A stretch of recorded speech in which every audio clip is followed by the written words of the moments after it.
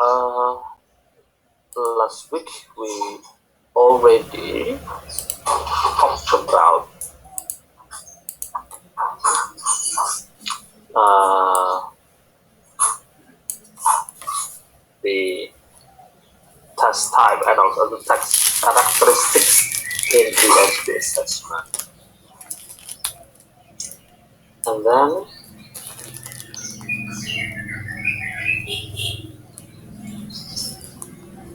today we are going to talk about how to assess ESP listening. So we start learning the assessment for each skill in ESP context.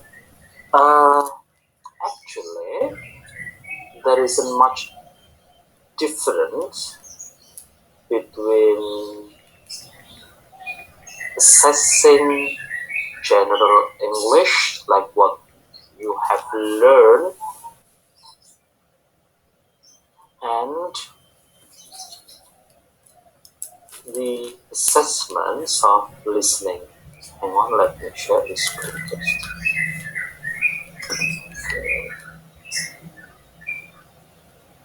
Sir.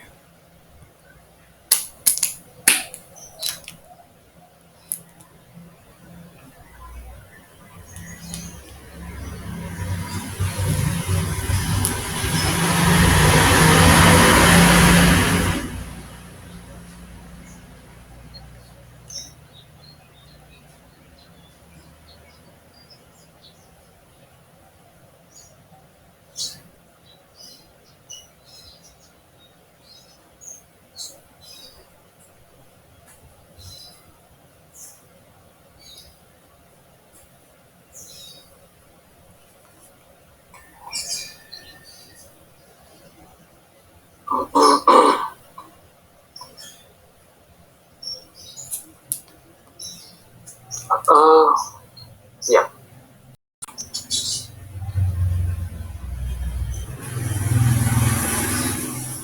you might already have learned about the approaches to assessing listening, because this is also done in general English. Waalaikumsalam. Hang on, bentar ya.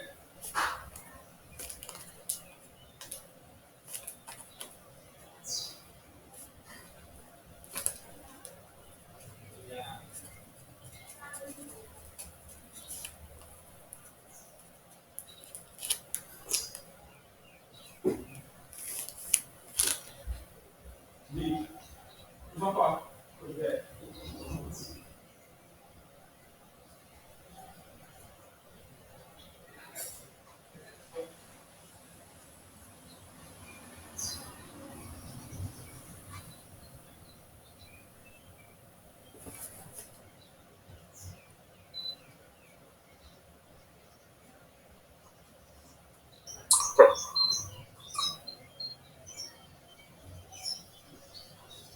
So when we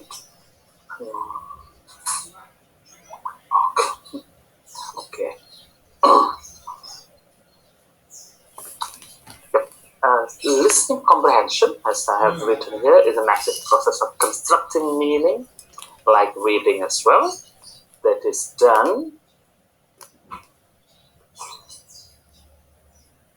by applying knowledge to the incoming sound. So once we hear sound and then we try to make sense of the sounds, and of course our comprehension is affected or depends on various variables, various factors, among other thing is like our background knowledge, our knowledge, and then also the situation of the speaker, and in this case it's also by the message of the speaker as well. And you might already learn that listening is not an easy skill to teach and also to assess and also to learn, because there are a lot of factors affecting why listening is considered difficult by learners. Maybe because of the speed, because of the way the speaker says something, especially those by the native speakers. This is also the case in teaching listening. From my own observation and also what I have read, many teachers or instructors, when they teach listening, they tend to test the student. So teaching and testing are pretty much similar. Playing the listening test, the recording, and then give a problem sheet or list of questions, and then check their comprehension by checking together in the classroom about the correct answers without showing or teaching the students the strategies of listening. So this is the common problem in teaching listening.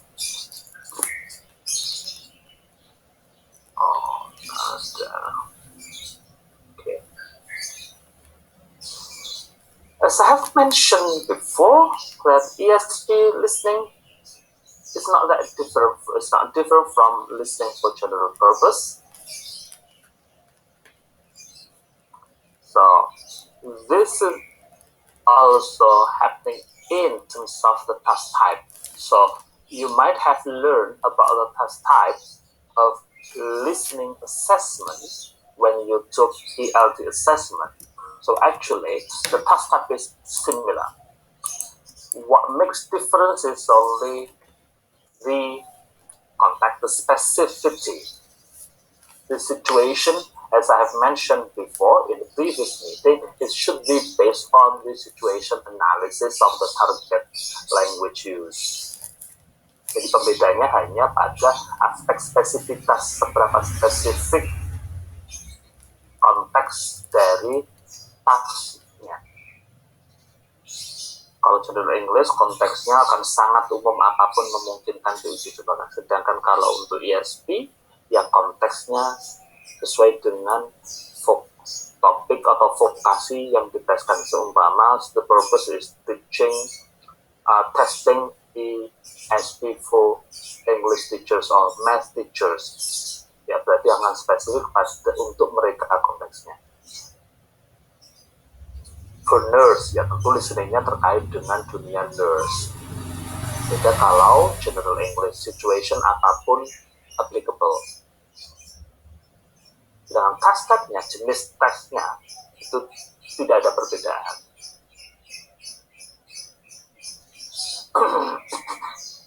Okay, next. There are three components of listening task when we assess the student for ESP. The first is rubric, and then input, and after that, expected responses. Now let's see the example of rubric. This is the rubric. So rubric here is not the same, refers to rubric for assessment like checklist. Jadi bukan rubrik yang itu maksudnya, tapi rubrik di sini adalah semacam instruction-nya. Jadi nanti rubrik itu bisa bermakna dua. It can means an instruction like this for a test, and also the rubric for assessment like a kind of what we call semacam checklist gitu. Jadi penilaian, rubrik penilaian, bukan yang rubrik penilaian seperti itu. So, okay, this is an example of the rubric. Kind of instruction. Listen to the following message and send facts to confirm reservation. You will hear the message twice and space is provided for you to make a rough note. This kind of rubric or instruction is quite common when you are in listening class. Of course, in the rubric, there should be information about what is expected from the test takers or from student, what to do. Apa yang harus dilakukan itu harus dijelaskan. Like, listen to the following message and send a text to confirm blah blah blah. And then the topic or the situation. Situationnya apa? Di sini sangat pendek memang, sederhana. Confirming the reservation.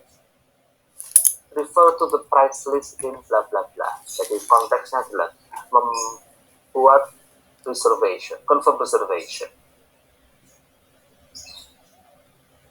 And then there is also an information about the how to make responses. For example, you will hear the message twice and space is provided for you to make rough notes. Another example. Test takers are told that the test is in 4 sections, that you will hear a number of recordings and will answer questions on what they hear, and they should write their answer in the booklet. They will be given 10 minutes at the end of the test to transfer their answer to an answer sheet. Test lasts 30 minutes and contain 40 questions. All the recordings are played only once. Seperti ini bisa ditulis tapi harus disederhanakan, written. Bisa juga biasanya kalau listening itu dibacakan. Informasi apa saja yang ada? Tadi sudah saya sampaikan. Informasi tentang what to do by the test takers. That is, they will hear a number of recording and will answer question on what they hear, and then write their answer. Gimana jawabnya in the booklet, and then how long diberikan waktu. Itu informasi juga. Tidak semua tes yang standar juga akan memberikan. Kalau tes standar biasanya memberikan informasi terkait waktu. Tapi menurut saya itu lebih penting untuk mengetahui siswa atau tes taker mengetahui waktu berapa yang diberikan. They will be given 10 minutes at the end of the test to transfer their answer to answer sheet. Informasi sudah diberikan waktu. Kemudian berapa soal. Dan all the recording are played only once. Karena ada beberapa, kalau sekolah biasanya juga diputar 2 kali. Kalau ini only once. Jadi sampaikan. Jangan sampai kemudian karena biasanya sudah mainnya 2 kali putaran, kemudian ketika tes dikira sama, ternyata diputar sekali. And then another example, test takers are told that they will be in communication with 2 air traffic control officers and 5 pilots. So this is an ESP in aviation, the context. So this is what to do by the test takers. And they will answer question by writing the necessary information in the space provided where they have to make responses. They also inform that they will hear recording only once only. Jadi harus disampaikan informasinya sekali. And they have only 1 minute to read the question before the tape start. Ada jeda waktu 1 menit untuk membaca question sebelum recording diputar. Hal seperti ini penting. Kenapa? 1 menit sebelum beri waktu untuk membaca soal, siswa diharapkan mampu melakukan prediction. Strategi predicting itu juga penting digunakan. Ini biasanya dalam strategi listening. Jadi membaca sekilas, nanti kan dapat clue-clue tentang keywordnya, kira-kira soal akan seperti apa, sehingga akan membantu ketika menjawab soal. Okay. Next, rubric or rating. Learn and then input tasnya, soalnya bisa berupa teks, oral text. This is a conversation between two people, Rachel and Tim. Another input, ini hanya semacam dialog saja, yang ini di dalam teks lain oral, kemudian diberikan semacam table, kemudian siswa disuruh mengerjakan diagram ini berdasarkan recording. Ini sangat umum lah, kalau kita listening pasti akan ada inputnya ya, oral atau recording yang diputar, plus kemudian di dalam bookletnya atau di dalam soal tersedia multiple choice atau kemudian close procedure or a diagram or graph yang harus dilengkapi, whether selected or with limited responses or maybe extended responses. This is another example in input, semacam orang telepon ke kantor, itu juga, tapi kan tentu tidak hanya teks seperti ini, tapi pasti akan ada soalnya bisa multiple choice atau pilihan atau suruh mengisi. Nah, inputnya tadi sudah, rubriknya sudah, rubrik instructionnya sudah, kemudian input tadi sudah dijelaskan, plus input ya materinya yang mau yang dibuka di listening, kemudian expected responses, jawabannya seperti apa bentuknya. It can be selective responses, limited one, extended one. We already talked about this actually last week. Selective responses, just to recall your mind again. The selective responses can be multiple choice. This is very common. And then listening close. Listening close is the kind of paragraph with some missing words. And then you have to fill in or complete the missing word using the available, the word already provided in the booklet or based on the oral, the recording. Or yes, no question, or true or false, and also information transfer. This could be like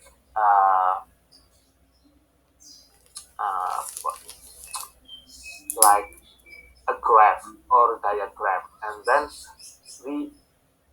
the answers already provided, jadi grafik, kemudian disuruh mengisi data, mungkin angka, tapi angka atau kata-kata itu sudah disediakan di situ, tinggal diisi berdasarkan rekamannya.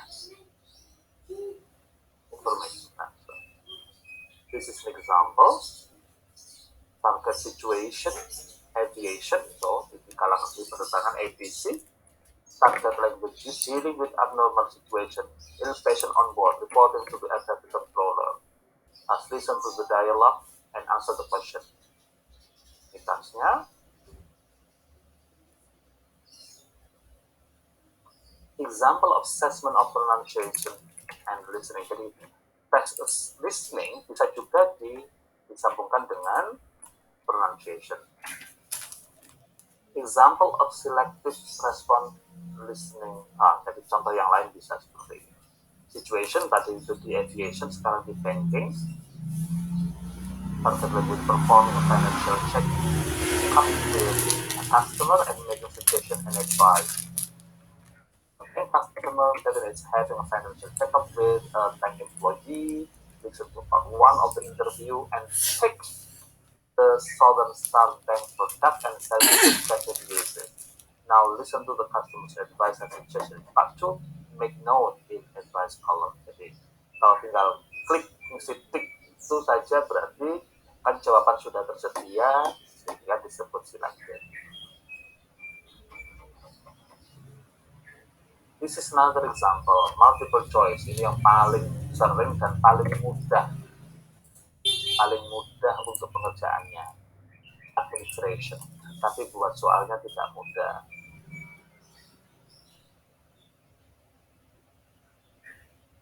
Mungkin sudah saya sampaikan itu di tatap muka sebelumnya. Bikin soal multiple choice itu termasuk bikin soal yang paling sulit. Kenapa? Karena di situ harus melalui proses analisis item. Analisis itemnya mulai dari tingkat kesulitannya, kemampuan discrimination-nya, kemudian efektivitas dari pengecoh. Jadi jawaban yang salah itu harus benar-benar fungsional. Sehingga tidak asal. Kalau yang limited response type itu mungkin relatif lebih mudah. Tapi kalau yang multiple choice itu buatnya yang sulit, tapi proses scoring and also administration is quite easy, quite practical. Kebalikannya kalau yang limited response type itu lebih mudah nyusunnya, tapi koreksinya, pelaksanaannya lebih lama. This is another example, still multiple choice, selected response type. This is also another one. In addition to limited response type, selected response type, we also have limited response. Students are asked to provide limited answer, short answer. This is an example. Tourism, for example, and then target, listening to travelers asking for accommodation and responding. This is the target language use. Jadi contoh yang ini sebenarnya sangat bagus. Jadi kelihatan target situation-nya apa, tertulis. Target language use-nya apa, task-nya apa, sangat jelas. Listen to these people asking for accommodation. Which type of accommodation is each speaker looking for? How many people is each inquiry is for, and for how long? Menulis tapi tulisannya sangat pendek, mulai type-nya apa, kemudian type of accommodation, number of cases, 1, 2, 3, 4, length of stay, berapa lama mereka tinggal, and other detail if applicable. Jawabannya hanya pada level kata. This is also another example, filling out the blanks here, flowchart of advice on exam preparation, and then this is also the case. The answer is already provided, and we have to make answer based on the answer provided. Okay. This is another example. Write no more than 2 words for each answer. My suggestion for you, when you use limited response type, is you give maximum number of words, like what is typically used in IELTS. Jadi kalau menggunakan jenis task yang menggunakan jawaban limited response atau open-ended tapi yang limited jawabannya, sebaiknya diberi batas maksimal jumlah kata. Ini akan menghindari kemungkinan siswa asal jawab, termasuk reading, bukan hanya listening. Seringkali jawaban yang dibutuhkan itu hanya 1-2 kata, tapi siswa itu karena 1-2 kata jawaban itu ada di situ, dia pindah semuanya 1 kalimat, atau bahkan 2 kalimat. Anda sebagai guru atau sebagai marker akan cukup dilematis. Mau dicoret, kata-kata kuncinya yang ada di situ ada, tapi kalau dibiarkan itu kepanjangan, bisa saja anaknya itu hanya cari aman saja, tinggal copy karena ada pertanyaan. Antara kalimat di pertanyaan dengan yang ada di teks itu ada kesamaan, sehingga itu di-copy, pindah. Dan memang jawabannya ada di situ. Sehingga kita tidak bisa 100% memiliki kepastian bahwa anak-anak itu sebenarnya paham jawabannya. Tapi kalau Anda membatasi dengan jumlah kata maksimal 1, 2, 3 words untuk menjawab, dan itu sangat tipikal soal yang dibuat oleh Cambridge. Kalau Anda baca teks-teks soal-soal yang di Cambridge selain di IELTS, itu di buku pelajaran kayak yang bahasa Inggrisnya Cambridge, ESL Cambridge itu sama, tadi bukan hanya di IELTS. Mereka juga memaksa untuk menjawab dengan kata yang dibatasi. Karena itu juga memastikan siswanya paham. Memang kata itu yang dibutuhkan, bukan yang lain. Tidak cari aman. Karena ya pengalaman saya ketika lihat di pelajaran sekolah, ketika ngajar di sekolah juga sama. Saat kuliah itu jawabannya panjang sekali. Padahal yang dibutuhkan mbak itu gitu loh. Hanya ada 1-2 kata yang dibutuhkan di situ, tapi di copy semuanya.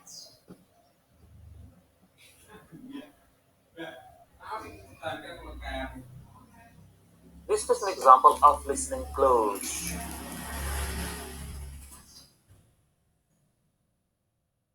So there is a kind of text, and then there is a kind of paragraph or sentences, and there are some missing words. Dari yang di garis bawah itu sebenarnya hilang, tidak ada.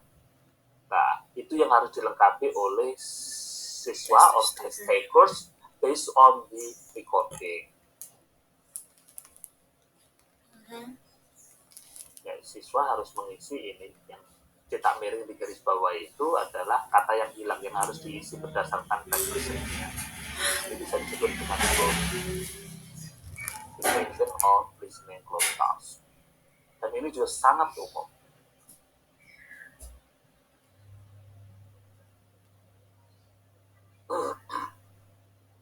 Okay. Another example, information transfer. Select. Oh, salah pilih ini. Contoh ini seharusnya selected response. Kecuali kalau information transfernya adalah tidak ada gini. Selective information transfer bisa juga masuk kepada limited response. Contoh, seumpama diberi this one, information transfer. You hear a recording and then you are asked to complete a kind of table. Namanya transfer informasi, yang mentransfer informasi yang dari recording ke tabel, information transfer, ke dalam graph. This is also common type of listening task and also very authentic. Sangat authentic. Kenapa? In real life, we also do the same thing. We can find this kind of task in the target language use situation.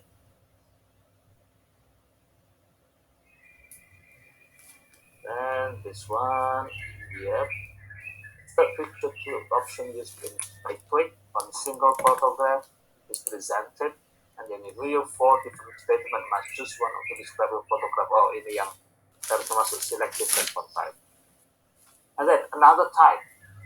So selected, and then limited response, and then the other one is extended response. Of course, in standardized tests, extended response is not that typical, not used.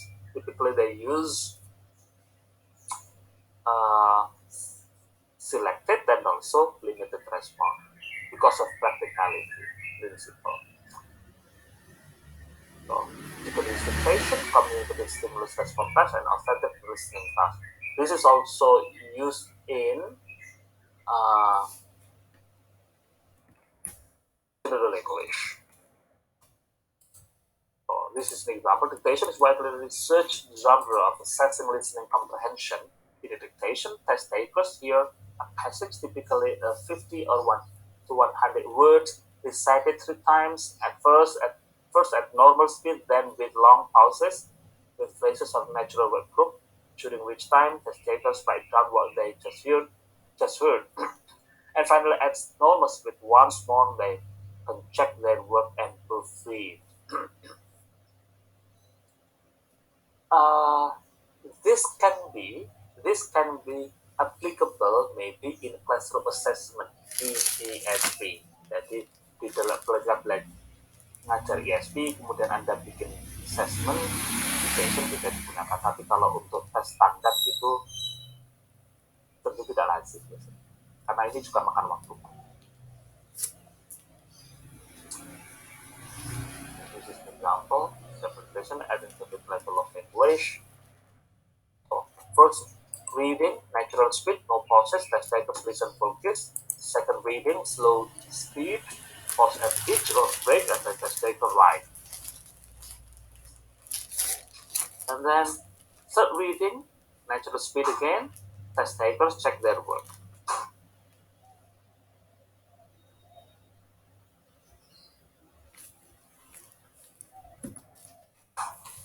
The difficulty of the dictation task can be easily manipulated by the length of the word group, the length of pauses, speed, at which text is read,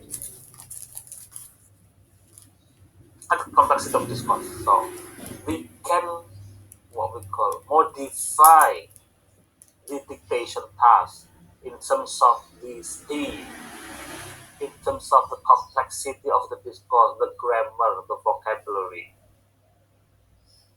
And then when we make a scoring criteria, it can be based on some errors, spelling errors only, or maybe based on the grammatical error, skip word, permutation of word, additional word, and also the placement of word with appropriate synonym. Jadi seumpama siswanya tadi kelihatannya mungkin tidak pas, lupa, atau tidak bisa nangkap kata yang diputar, tapi kemudian diganti dengan sinonim, itu kira-kira dianggap benar atau enggak? Atau skip word or phrases. Kalau ada kata yang dilompati, itu berpengaruh terhadap makna kata atau tidak. Itu kira-kira dianggap salah atau tidak. Okay. And then another task is communicative stimulus response task.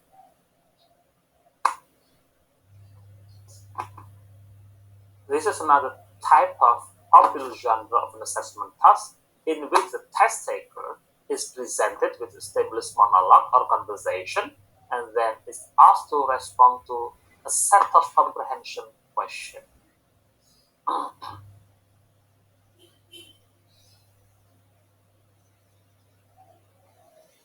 Very common, especially in classroom assessment. Student is given a monologue or a conversation, and then you give a list of questions.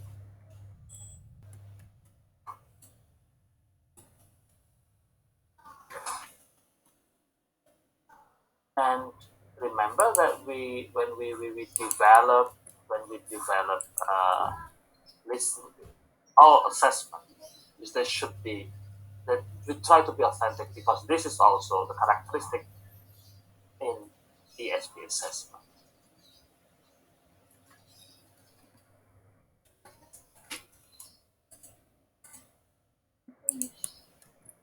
Okay.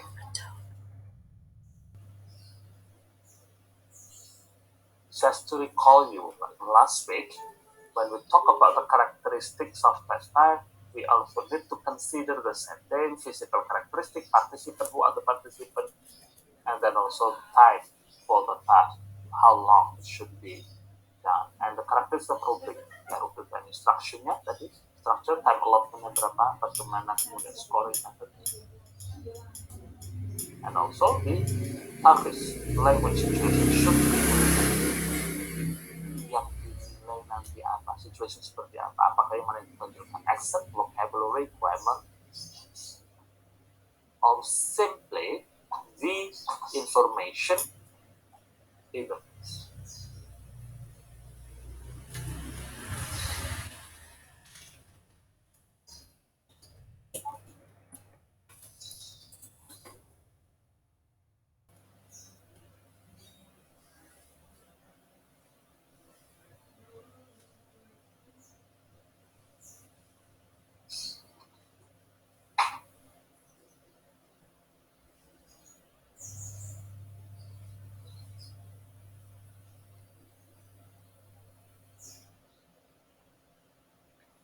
Characteristic of task setting, background is not too noisy. For example,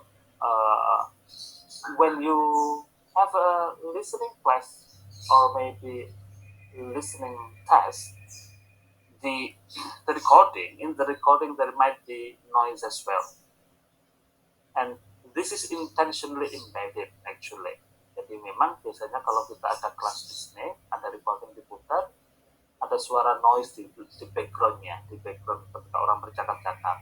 Itu memang sebuah kesengajaan cara yang seperti itu, karena di dalam kehidupan nyata memang seperti itu ada. Jadi kita menyimak orang tapi di situ lagi noise.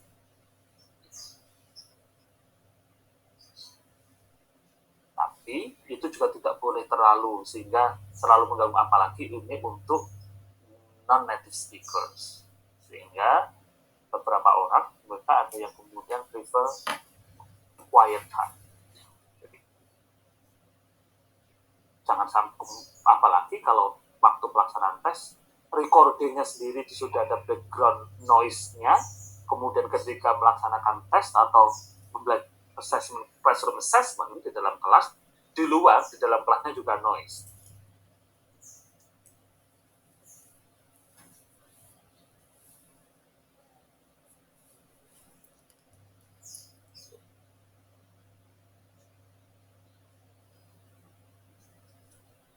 The characteristics of the input, format, interesting fact are much better, of course.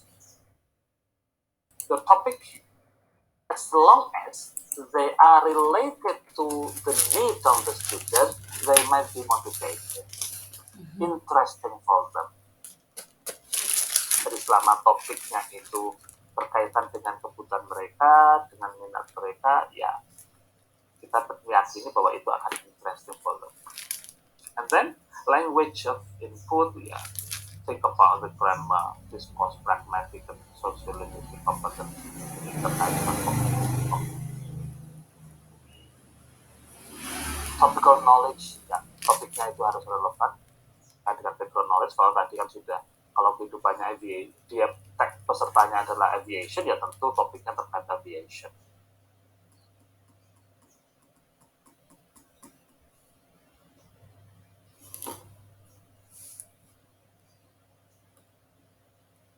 And then passage dependency, the success also depends on comprehension of the text. The background knowledge also affect the comprehension of the students about the text. Jadi latar belakang pengetahuan yang dia miliki itu juga sangat berpengaruh terhadap pemahaman dia. Jadi seumpama saya backgroundnya adalah dosen pengajar pendidikan bahasa Inggris. Ketika saya mendapatkan materi listening tentang how to teach gitu, tentu saya sudah punya cukup banyak informasi tentang itu, sehingga meskipun mungkin listeningnya agak noise, kemudian speednya lumayan cepat, background knowledge saya itu membantu saya dalam memahami recording. Ini maksudnya. Dan the necessary information, easy to catch and engage understanding. Jadi memang dengan background knowledge, kemudian teksnya itu juga ada clue-cluenya, sehingga kemudian ketika ada kata yang tidak jelas kita bisa melakukan guessing.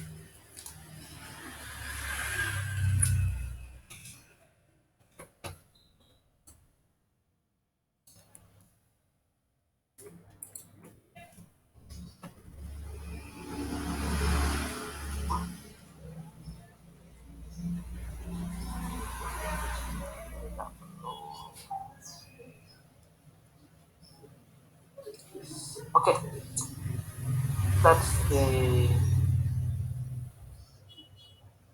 information about how we assess ESP listening.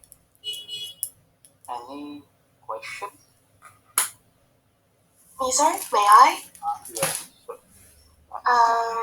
So I've ever experienced it, like there's when PL students come to my school in senior high school, they assess the listening skill with asking the question. So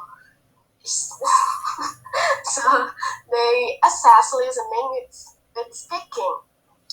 Is this effective, sir? Like they asking the question based on the recording, and to be honest, I can't escape the situation because of my general knowledge, as like you said before. But there is also my friend who actually listening to it very very properly, but cannot answer the question because of the poor speaking skill. So, mana ya bilangnya? So is it effective because they assessing the listening skill, but to answer it they're using the speaking skill, something like that, sir. Is that effective, sir?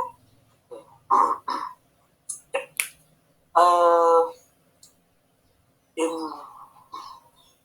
assessing English, whether general English or ESP, teachers or test designers can choose whether they test the four language skills separately or in combination.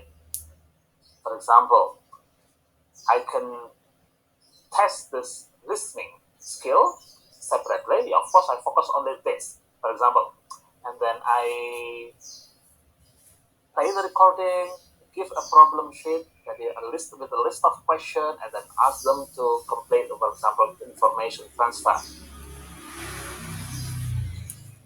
The students are only expected to select the correct answer. No speaking activity at all. But I can also combine the assessment of listening and speaking. The response of the student is not in written form, but through speaking. And this is still possible. And acceptable practice. Makanya, in some textbooks about assessment, listening and speaking are in combination, ditulis bersama-sama itu, assessing, speaking, and listening. Karena kadang-kadang orang bisa prefer responses, tadi ada berapa responses, ada selected responses, limited response, and then also extended response. And then the responses, it can be in written form and it can be oral one, especially for the limited and also the extended one. Even though this commonly happens in classroom assessment, not in examination. Yeah. Why? Because in formal examination we need a recording. Recording in the written form. Jadi recordnya itu butuh dia. Makanya harus dibentuk jawaban tertulis karena the scoring will not be done in the group, but maybe at home or in the office. Gurunya kan butuh catatannya berupa jawaban itu, dan koreksinya kan nggak mungkin di dalam kelas. Koreksinya kan di kantor atau di rumah. Sehingga guru akan lebih memilih kepada written form kalau untuk tes. Tapi kalau classroom assessment seperti quizzes atau bagian dari pembelajaran, maka yang sering digunakan adalah oral responses. Karena itu langsung bisa dilakukan saat itu juga. Dan bagian dari instruction, not a test exclusively separate. Jadi karena assessment-nya kan itu assessment pembelajaran, sehingga ya dianggap seperti quizzes gitu. Okay, is it clear? Sir, but gimana ya bilangnya? How but is it effective if for the listening assessment itself, sir? Because when I asked my friend in Bahasa Indonesia, she could explain it really well to me, but she cannot answer the question of the teacher because her poor speaking skills. So that's why that's what I want to ask. Is it? Oh, I see. Okay. That? Yeah. Okay, I got the point. Yep. This is the weakness. Ini kelemahannya. If you choose the oral response for listening, so the student might be able actually to understand the information in the listening recording, but cannot say it properly just because his or her speaking skill. Yep. Itu jadi masalah, sehingga guru harus mempertimbangkan itu. Sehingga jawabannya seharusnya gurunya bisa lebih fleksibel, bisa very limited responses, and the teacher shouldn't judge the accuracy of the answer based on the grammatical errors. Yang penting poinnya, pesannya tersampaikan oleh siswa itu dan itu benar, maka harusnya dianggap benar. Karena yang dinilai adalah the comprehension, not the accuracy of the oral language. Jadi itu tinggal penilaiannya gurunya saja, dia tidak boleh menilai keakurasian berbahasanya. Kalau untuk hal seperti ini, terutama di classroom assessment. Oke? Tapi jadi itu trade off ya. Trade off itu gini, ya titik tengah. Kalau di kelas, it is not possible for me to use a kind of for classroom assessment because of the limited time. I cannot use the regular test with the written responses because this is simply quizzes. So I use oral responses, but I have to make a compromise. I have to compromise the students' responses by not considering the grammatical errors. Jadi harus dipertimbangkan itu.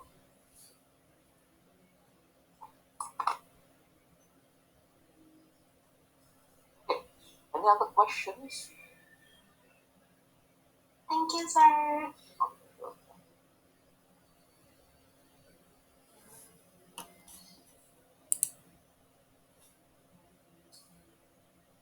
Other questions? Sir, may I ask? Yep. Good. Move it. Okay. So I'd like to ask about language components because last semester I got the task for assessing pronunciation itself, and I noticed from the PCO that we only assess 4 skills. So does it mean that it's not necessary to assess the language components themselves, like specifically because they can be assessed through skills such as pronunciation through listening and speaking, and grammar through writing and so on, sir? Okay. Thank you, Mbak Mufida. Again, this is your decision as a teacher, especially for classroom assessment, whether you assess the student language language component separately or through the language skill. Both are acceptable practices. Semuanya itu praktek yang diterima.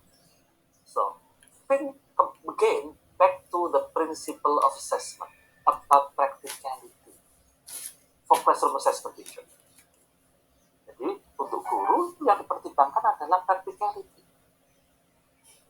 Is it practical or feasible for you to assess grammar and also pronunciation separately, or they are only part of the language skill, grammar, especially in speaking and writing, and also pronunciation for speaking. Jadi kembali lagi itu menjadi keputusan Anda sebagai guru dengan mempertimbangkan aspek practicality. Kenapa? Karena integrating both component into language skill itu sudah lebih dari cukup, kecuali memang ada tujuan pembelajaran yang memang spesifik untuk dua hal itu. Kemudian Anda membuatnya terpisah. Memang mau menekankan pada hal itu sehingga dipisah menjadi sebuah tes yang terpisah. Kenapa? Karena coba cek in the writing rubric. There is always an aspect in the rubric that is grammatical accuracy. Itu sudah masuk sebenarnya, sehingga tidak perlu lagi meng-cover di assessment secara terpisah. Itu bisa menjadi pertimbangan Anda, sehingga semuanya bisa terintegrasi, kecuali memang Anda mengajar tentang sangat spesifik tentang materi grammar dan itu materinya banyak dan memungkinkan untuk kita secara terpisah. Pronunciation, ya, kalau menurut saya juga urgensinya tidak terlalu kelihatan, persepsi saya. Urgensinya kalau untuk pembelajaran dia sudah di-emphasis untuk drilling terkait dengan the accuracy of pronunciation. Kemudian kalau tes apakah juga harus terpisah, ada tes khusus untuk itu? Kalau menurut saya enggak, ya drillingnya ketika pembelajaran tidak muncul, tapi kemudian assessment-nya itu akan lebih bagus dan lebih praktis jika integrated into the assessment of speaking.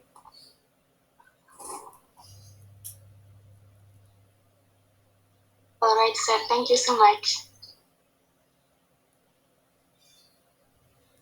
Okay.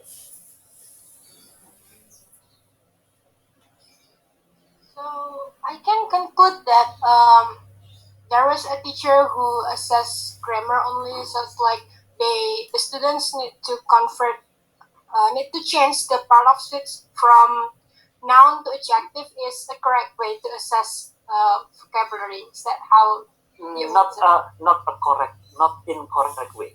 Itu I will not say that this is incorrect practice. No. I'm just saying, think about the practicality. Pertimbangan praktikalitas dan urgensi. Itu. Jadi itu dua hal yang berbeda ketika kemudian itu tidak benar menguji grammar and also pronunciation separately. No, saya tidak akan bilang itu. Tapi think about practicality, think about the urgency, whether this is necessary or not. And then, do you think there is a kind of sound reason to do this? Apakah memang ada alasan yang kuat untuk melakukan itu? Okay, I will do this because the instructional objective is stated that we have to assess, based on the instructional objective, we have to assess grammar separately. Kalau menurut Anda memang seperti itu, ya monggo, tapi itu nggak praktikal itu. Praktis enggak itu dilakukan untuk assessment, kecuali kalau itu adalah classroom assessment yang sifatnya seperti quizzes gitu ya. Tapi kan jarang. Jadi kecuali materinya banyak, materi grammarnya banyak sehingga memungkinkan untuk dites. Coba Anda lihat ulangan harian. Apakah kemudian ulangan harian itu hanya exclusively focus on grammar? Tentu tidak. Di situ ada beberapa skill. Nah, kecuali ketika Anda seperti ini. Hari ini materinya adalah writing, tapi fokus kepada grammatical accuracy, ngajar tentang the use of passive voice. Kemudian you give a kind of a task, for example, ask them to transform the active to passive voice or the other way round. Nah, kalau itu beda, itu kan semacam quizzes atau semacam exercise bagian dari pembelajaran. Itu dua hal yang berbeda, bukan assessment yang di-scoring. Alright, sir. Thank you. Yeah. Sama juga seperti ini for speaking.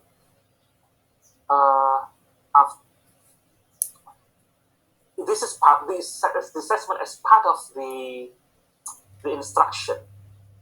You ask the student to have a kind of role play, two student, and then you provide a kind of feedback about the grammatical, the pronunciation accuracy. Jadi diberi masukan, tadi kamu ada kesalahan di sini, tapi itu sudah di-score sebenarnya. Jadi speaking, tapi sudah di-score dan dia ada feedback. Feedbacknya berupa, you mispronounce this word, and this word. And then you drill again. Coba diulang lagi, mau pronounce-nya yang benar, you drill lagi. Nah, ini embedded to the classroom. Ini bagian dari pembelajaran dan itu tidak dilakukan secara terpisah. Tapi apakah salah kok mama saya nge-ses sendiri? Tidak salah, karena prakteknya secara teori memungkinkan. Nah, secara teori memungkinkan. Anda nanti bisa, kalau yang untuk belajar yang lebih advance gitu, saya punya buku-buku yang khusus fokus kepada each skill and component. Jadi, biasanya saya berikan kepada mahasiswa kelas assessment S2. Jadi, saya minta mereka itu juga fokus pada skill and component. Jadi assessing vocabulary only, assessing pronunciation only, itu satu buku semuanya. Assessing speaking, assessing reading, itu semuanya satu buku terpisah. Assessing speaking, assessing grammar, itu semuanya sendiri-sendiri. Assessing young learners, itu ada sendiri bukunya. Jadi setiap tatap muka presentasi itu harus mereview satu buku. One book, 100 pages. Itu kalau untuk mahasiswa S2 lah. Nah, karena kan masih S1, jadi kita belajar yang sederhana-sederhana.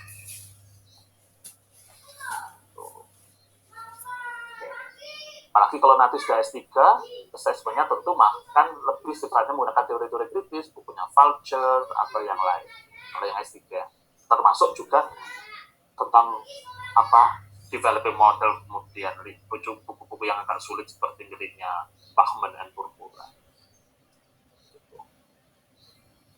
Jadi memungkinkan secara teori, memungkinkan focusing only on language component. Tapi tadi saya bilang practicality and urgency. Gitu, Mbak Melinda. Alright, sir. Thank you. Okay. Any other question?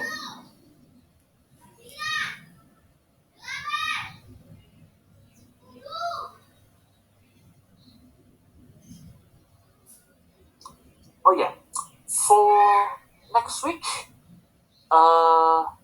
your turn, of course, to present your work. So the work is you develop the instrument, the task for assessing listening. Jadi hari ini tadi sudah paparan singkat tentang the task for ESP listening, how to assess ESP listening, whether for classroom assessment or for a test in general, for example, for achievement task. You do it in group. How many students? Itu kemarin sudah dikelompokkan ya? Sudah bikin kelompok belum? Have you? Not yet, sir. Not yet? Oke. Nggak.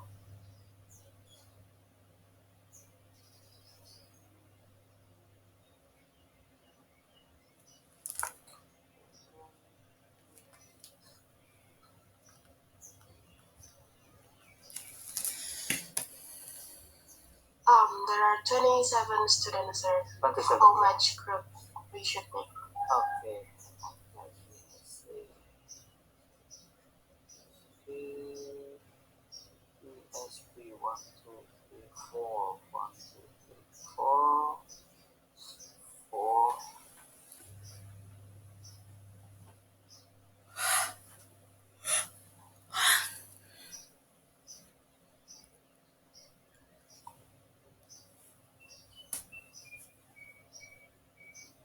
Impact berpasangan saja, unless one group consists of 3. So there will be 13 pairs or 13 group. You choose your own pair. Bikin kelompok sendiri, cari pasangannya, and then you write down the groups in our WhatsApp group. Nanti ditulis itu di WhatsApp group siapa berpasangan dengan siapa. And then next week I will pick randomly who will present their work.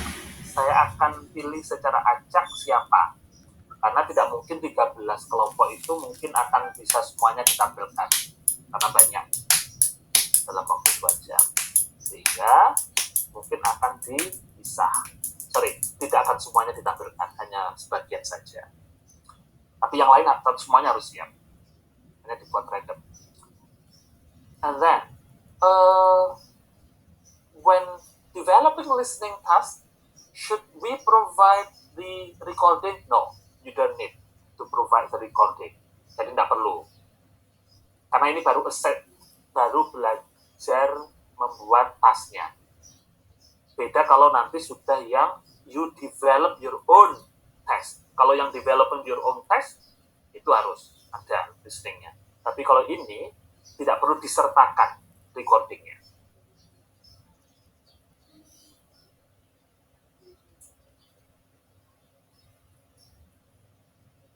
Sir, should we choose one from the available one?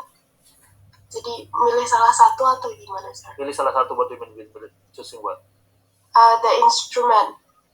Making the instrument. Yep. The task type that you need to make, it should consist of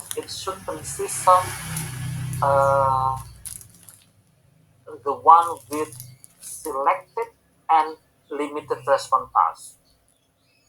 Jadi harus mencakup 2 jenis respon task, yaitu selected and limited response task. Jadi bisa kemudian di situ ada beberapa task. Jadi tasknya jangan 2 saja, tapi mungkin bisa 4 atau 5 task.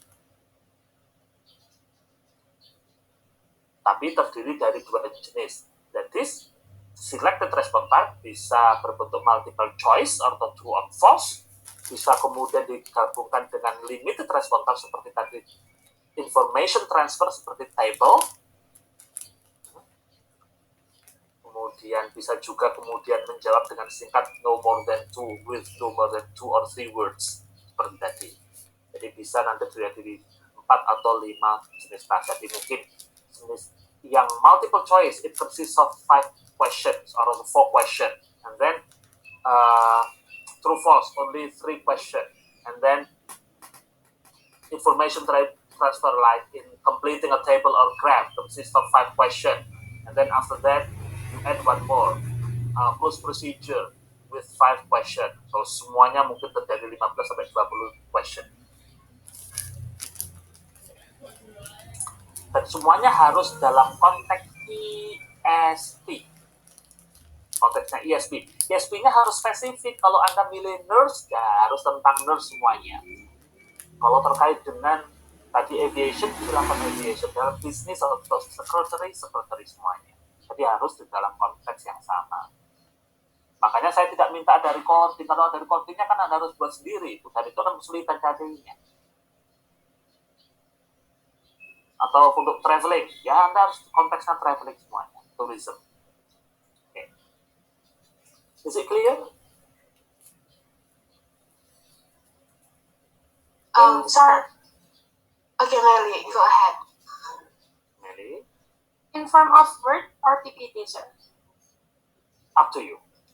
Okay. Thank you. Yep. Yeah, Melida? No, sir. I actually want to ask the same You have thing the as same Melly. question. Yeah. Thank you. Yeah.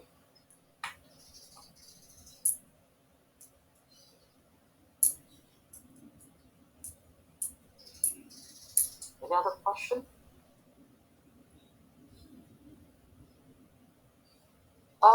Have I sent you the books and the PowerPoint presentation for last week's meeting?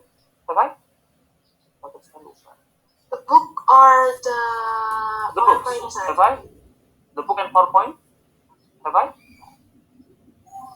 The PowerPoint, you already sent the PowerPoint, but for the book, I don't think. The assessment in the language classroom and assessing language, sir? Because they're also in the group. There are 2 books that you have sent. Oh, assessing language classroom. Oh, yes, I have. Okay, there are 2 books. Assessment in language classroom and also assessing language for specific purpose by the doctors, which I have here, but not the PowerPoint presentation. ESP Classrooms A 2019. Yes, sudah kan? Pasti.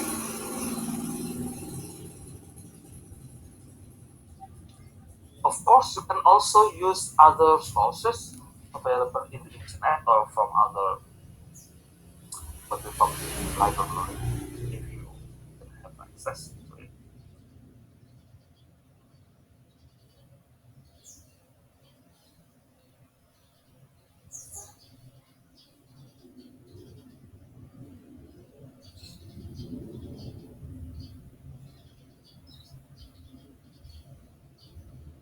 This book, buku yang ini yang saya kirimkan kemarin. You can download from. I will attach the.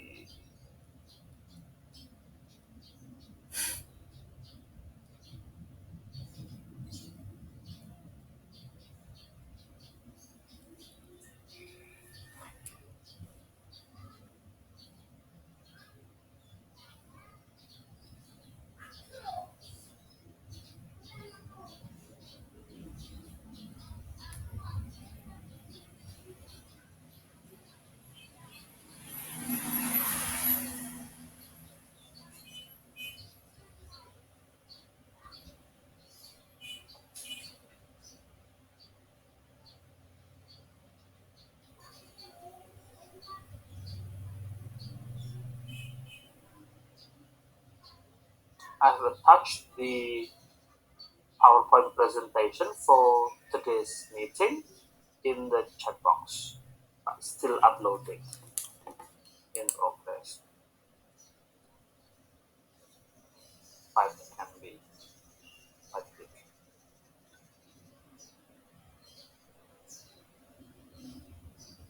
Sir, may I ask out of topic from this subject? Yeah. I was hearing about offline kuliah. Oh. Yeah. I have heard that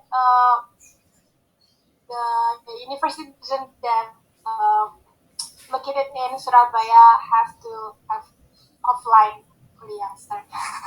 So is that true or how?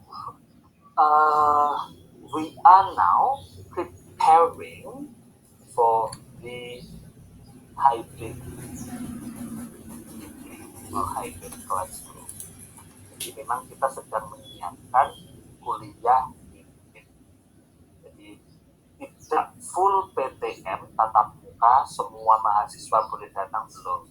Jadi akan bertahap. Saat ini sedang dikaji dan sedang dilakukan pendataan dan juga penataan kira-kira format seperti apa. Contoh, jadi mungkin akan setiap jurusan akan beda-beda nanti sesuai dengan kondisi masing-masing, terutama kalau yang sekolah yang butuh praktik seperti di lab, seperti anak seni rupa yang butuh lab seni itu membuat membuat seni logam atau seni pahat itu kan mereka harus datang kan. Nah, anak seni sendera tasik sama yang butuh praktek alat musik itu. Kemudian selain yang dengan pertimbangan kelas yang butuh praktek, juga kemudian mereka yang tinggal di Surabaya Raya itu lebih diutamakan. Tapi memang tidak mudah. Bayangkan, contoh, seumpama plus satu lagi max berapa 25% kapasitas. Kalau nggak salah kampus lain seperti ITS atau UNED juga sama saat ini. Tapi nanti akan dikaji terus itu bisa naik terus. Dan Pemkot kalau nggak salah juga membuat kebijakan 25%. Bayangkan kelas ISP kemudian dibuat hybrid, sebagian di rumah, sebagian di kampus. 25% dari 27 itu berarti hanya sekitar 7 orang, dan syaratnya 7 orang itu harus anak Surabaya. Itu juga tidak mudah dan juga harus diizinkan orang tua. Ngajar 7 orang di dalam kelas, 20 orang di rumah. Ya tetap si posisinya tetap duduk juga, kalau berdiri kan nggak kelihatan di Zoom itu kecuali pakai kamera. Memang tidak mudah, kita lagi memikirkan formula yang pas itu seperti apa. Yes. Kalau yang ada di sini prefer offline atau online untuk saat ini? Online, sir. Even though I'm from Surabaya as well, but I prefer online because I know it will memberatkan dari sisi dosen maupun mahasiswa juga. What do you mean? Bukan sisi dosen. Ya kecuali memang kalau anak angkatan 2020 itu kan belum pernah menginjakkan kaki di kampus. Khawatirnya mereka setelah ke Unesa loh. Ke Unesa kan tidak ada, hanya ada di websitenya saja. Karena belum tahu kampusnya di mana itu. Kalau Anda kan sudah paling tidak 7 bulan atau 8 bulan itu. 2020 itu mahasiswa 1 tahun lebih belum pernah tahu, kecuali mungkin 1-2 orang lah yang main ke kampus ada, tapi selebihnya belum pernah gitu. Jadi kita lagi melakukan kajian, makanya kapan hari sudah diedarkan oleh Bu Kajur kan, ada kuesioner yang harus diisi, yaitu itu dijadikan dasar nanti untuk melakukan penataan. Dan memang tentu tidak akan mudah mengatur itu, tidak mudah. Apalagi dengan ada harus mempertimbangkan termasuk aspek Surabaya, orang Surabaya Raya atau tidak. Itu juga tidak gampang. Dan saya lihat sebagian mahasiswa ada yang sudah kandung nyaman kuliah daring. Ya, betul sekali. Terutama yang betul sekali. Tidak ada aspek prakteknya. Yang tidak ada prakteknya, mereka tidak terlalu bermasalah dengan kuliah daring. Meskipun mungkin ke depan juga tetap harus ada kuliah luringnya. Karena apa? Karena bagaimanapun kuliah luring itu juga penting. Anda untuk making friends itu juga penting, interaksi sosialnya juga biar kenal juga lebih akrab dengan dosennya. Aspek non-akademisnya itu juga penting. Tapi masih ada sebagian wali mahasiswa itu atau wali murid juga masih mikir-mikir lepas anaknya kuliah atau sekolah luring. Saya pribadi, anak saya masih belum saya izinkan. Kemarin itu ada pendataan di SMA Khadijah itu. Ya, saya bilang, no, tidak dulu. Kita tunggu sampai kondisi benar-benar kondusif. Apalagi masuknya nanggung kan, 2 jam 1 hari. Antar jemputnya aja sudah tidak praktis itu. Dan 1 minggu cuma 2 kali. Dia sendiri katanya, saya lebih nyamanan sekolah daring katanya. Ya, saya juga. Kalau kami suka cenderung hati-hati dari aspek safety karena kami saya orang yang goblok. sekeluarga sudah pernah mengalami COVID dan saya sendiri sudah pernah dirawat cukup lama di rumah sakit, jadi itu menjadi pertimbangan sendiri.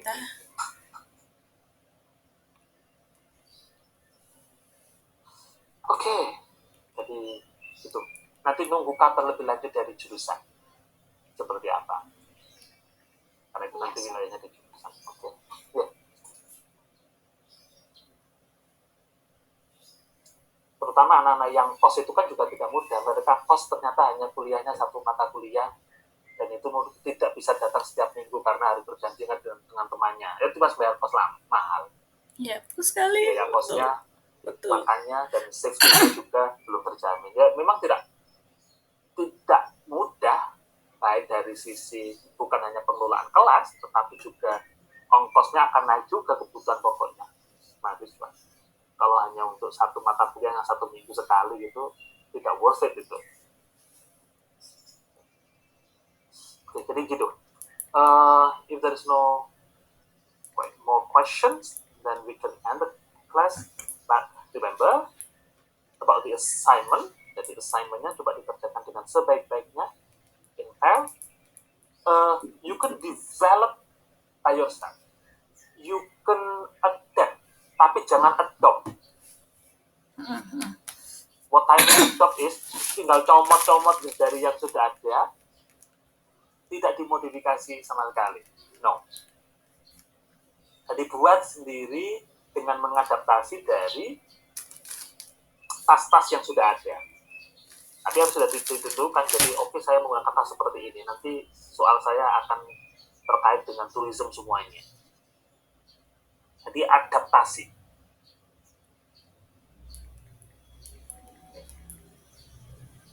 Okay, thank you very much. We can end the class earlier. Stay healthy and Assalamualaikum warahmatullahi wabarakatuh. Waalaikumsalam warahmatullahi wabarakatuh. Thank you, sir. Thank you, sir.